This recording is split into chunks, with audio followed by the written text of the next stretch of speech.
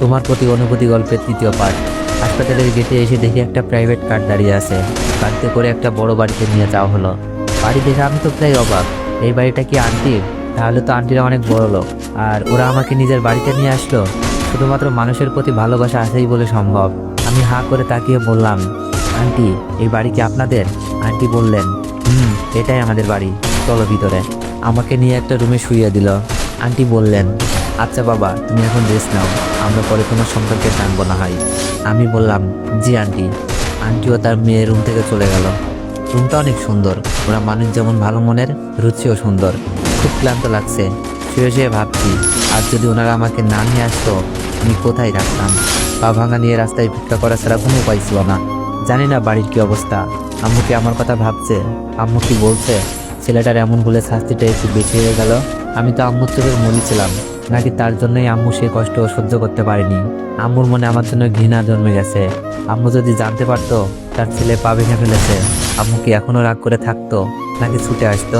আম্মুকে দেখতে খুব মন চাচ্ছে, কিভাবে দেখবো? মোবাইলটা যে ভেঙে গেছে, আম্মু আমি তোমাকে অনেক ভালোবাসি, ক্ষমা করে দিও।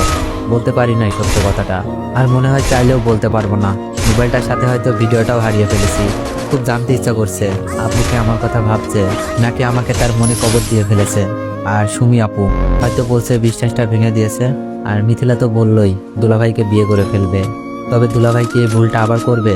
আমিও তো ভিডিওটা দেখিয়েছি, হয়তো ভিডিওটা দেখে থমকে গেছে এতক্ষণে, মিথিলাকে জানিয়েও দিয়েছে।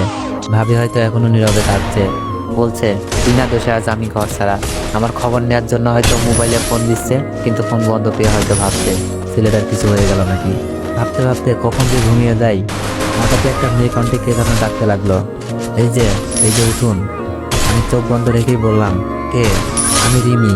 চোখ মিলে দেখি আন্টির মেয়ে। আমি বললাম, ও আপনি, আপনার নাম রিমি? রিমি বলল, ইয়া জাহান রিমি। আপনার নামটা তো জানা হলো না, আপনার নাম কি? উঠে বসে বললাম, আমার নাম আশরাফুল ইসলাম। রিমি বলল, সুন্দর নাম, আম্মু আপনার জন্য খাবার পাঠিয়েছে, খেয়ে নিন। আমি বললাম, আপনার নামটাও সুন্দর। রিমি বলল, ঠিক আছে খেয়ে নিন, আমি আপনার জন্য মেডিসিনগুলো নিয়ে আসতেছি। আমি বললাম, আচ্ছা। আমি বিছানা থেকে নামতে যাব, রিমি বলল, এই কি করছেন? আপনাকে এক সপ্তাহ হাঁটাহাঁটি করতে মানা করছে, কি লাগবে আমাকে বলুন। আস্তে করে বললাম, ওয়াশরুমে যাব। রিমি বলল, ধরুন আমি নিয়ে যাচ্ছি। রিমি আমার হাত ধরে ওয়াশরুম পর্যন্ত নিয়ে আসলো। আমি ফ্রেশ হয়ে বের হয়ে দেখি রিমি দরজার সামনে দাঁড়িয়ে। রিমি বলল, ধরে আসুন। মেয়েটাকে যত দেখছি ততই অবাক হচ্ছি।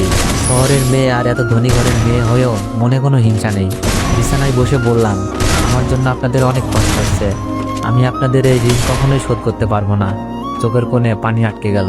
রিমি বলল, ঋণের কথা বলে লজ্জা দিবেন না প্লিজ, আপনি আমার ভাইকে বাঁচিয়েছেন, আমরা আপনার ঋণ শোধ করতে পারবো না। আন্টি তার ছেলেকে নিয়ে এসে বলল, এটা তুমি কি বলছো বাবা? আমরা তো শুধুই আমাদের কর্তব্য পালন করছি। আমি বললাম, আসলে আন্টি এই শহরে আমার কেউ ছিল না, বাসা থেকে বের করে দেওয়ার পর কোথায় যাব, এটাই ছিল আমার বড় চিন্তা। তার উপর যখন পা ভেঙে গেল, তখন তো রাস্তায় বসে ভিক্ষা করা ছাড়া আর কিছুই করার ছিল না। আপনারা আমাকে থাকার জন্য জায়গা দিলেন, আমার সেবা করছেন। বলতে বলতে চোখ বেয়ে পানি পড়ছিল।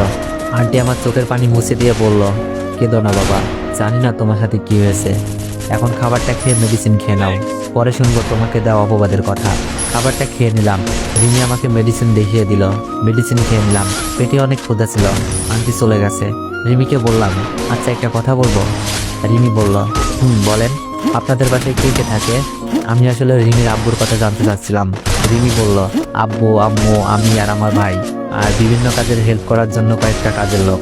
আমি বললাম, ও আচ্ছা, আপনার আব্বুকে দেখলাম না তো? রিমি বলল, আব্বু ব্যবসার কাজে বাইরে গেছে, আসতে 10-12 দিন লাগবে। আমি বললাম, আপনার আব্বু যদি দেখে আমাকে বাসায় তুলেছেন, রাগ করবেন না? রিমি বলল, না, কারণ আব্বু যখন শুনেছে আমার ভাইকে বাঁচাতে গিয়ে আপনার পা ভেঙে গেছে, আব্বু বলেছে আপনাকে বাঁচাতে যা করতে হবে তাই করার জন্য। রিমির কথা শুনে মনে হলো এই পরিবারের সবাই এক একটা রত্ন। রিমি বলল, আচ্ছা আপনি ঘুমান, পরে কথা হবে। আমি বললাম, আচ্ছা ঠিক আছে। তারপর ঘুমানোর চেষ্টা করলাম। রাত প্রায় 11টা বেজে গেছে, কিন্তু চোখে ঘুম আসছে না। শুধু সকালে ঘটে যাওয়া ঘটনার কথা মনে পড়ছে। মিথিলা কি করে পারলো এমনটা করতে? মিথিলা তো আমাকে বেস্ট ফ্রেন্ড বলতো। অনেক রাত হয়ে যায়, ঘুম হয় না, কখন ঘুমিয়ে যায় জানি না। সকালে ঘুম থেকে উঠি রিমির ডাকে, এই যে উঠেন, 10টা বেজে গেছে, নাস্তা খেয়ে মেডিসিন খেতে হবে। মনে হচ্ছে ওরা আমার সুস্থতার জন্য সর্বোচ্চ সেবা দিচ্ছে। আমি বললাম, ও কেমন আছেন? রিমি বলল, আলহামদুলিল্লাহ। আপনার পায়ের ব্যথা কমছে? আমি বললাম, মনে হয় কমেছে। রিমি বলল, আসুন ওয়াশরুমে এগিয়ে দিয়ে আসি। আমি বললাম, ধন্যবাদ। আমাকে ধরে ওয়াশরুমে নিয়ে যাই। ফ্রেশ হওয়ার পর নিয়ে আসে। নাস্তা খেয়ে মেডিসিন খেয়ে নিই। রিমি বলল, আচ্ছা আপনার সাথে কি হয়েছিল? আমি বললাম, শুনতে চান? নিজেকে হয়তো কন্ট্রোল করতে পারবেন না, তাহলে শুনুন। আজ সকালে কলেজে যাওয়ার জন্য আমার চাচাতো বোন মিথিলাকে ডাকতে যাই, কিন্তু মিথিলার রুমে গিয়ে দেখি মিথিলা তার দুলাভাইয়ের সাথে অবৈধ মেলামেশা করছে। আমি বাকরুদ্ধ হয়ে যাই। মোবাইলে ভিডিও করতে থাকি তাদের আড়ালে। আমাকে দেখে ওরা থমকে যায়। তো আগের ঘটনাটুকু সব বললাম রিমিকে। রিমি আমার মিথ্যা অপবাদ শুনে চোখে পানি ফেলছে। রিমি কান্না করছে আর বলছে, আপনি প্রমাণ থাকার সত্ত্বেও কাউকে কিছু বলেননি? শুধু আপনার আপু সংসার আর যে আপনাকে দর্শক বানালো তার সম্মানের জন্য নিজেই সম্মান হারিয়ে আসলেন? আমি বললাম, আমার সম্মান হয়তো তাদের কাছে কমে গেছে, কিন্তু নিজের ভিতর নিজেকে নিয়ে গর্ব হচ্ছে। অন্যের জন্য নিজেকে বিলিয়ে দিলাম, হয়তো কোনো একদিন ওরা বুঝতে পারবে। তুমি বলল, আল্লাহ তাদের শরীর বুঝদান করুক। আমি বললাম, আমি এটাই চাই। আমি হয়তো যে কোনোভাবে চলে যেতে পারতাম, কিন্তু ওরা হারাতো ওদের অর্জন করার সম্মানগুলো। রিমি বলল, আপনার ভাবি তো অনেক ভালো মানুষ, আপনার উপর বিশ্বাস ছিল, তাই তো আপনার কাছে জিজ্ঞেস করেছে। আমি বললাম, ভাবি আমাকে নিজের ভাইয়ের মতো ভালোবাসে। ভাবিকে ভিডিও দেখে প্রমাণ করেছি আমি নির্দোষ। ভাবি সবাইকে বলতে বলেছে, কিন্তু আমার বলার হলে আমি তো বলতাম। রিমি বলল, তাই তো। আমি রিমিকে বললাম, আপনার মোবাইলটা দেওয়া যাবে? ভাবির সাথে একটু কথা বলবো, হয়তো আমাকে ফোনে না পেয়ে চিন্তা করছে। রিমি বলল, এই যে নিন। আমি ভাবির নাম্বারে ফোন দিলাম, কিন্তু রিসিভ করছে ভাইয়া। তো এভরিওয়ান, নেক্সট বার চাইলে একটু বেশি বেশি কমেন্ট করুন আর একটু বেশি বেশি কপি লিঙ্ক করে দিন। তোমরা তো কপি লিঙ্ক না চাইলে জীবনও কপি লিঙ্ক করবা না, তাই আমি চেয়ে দিতেছি।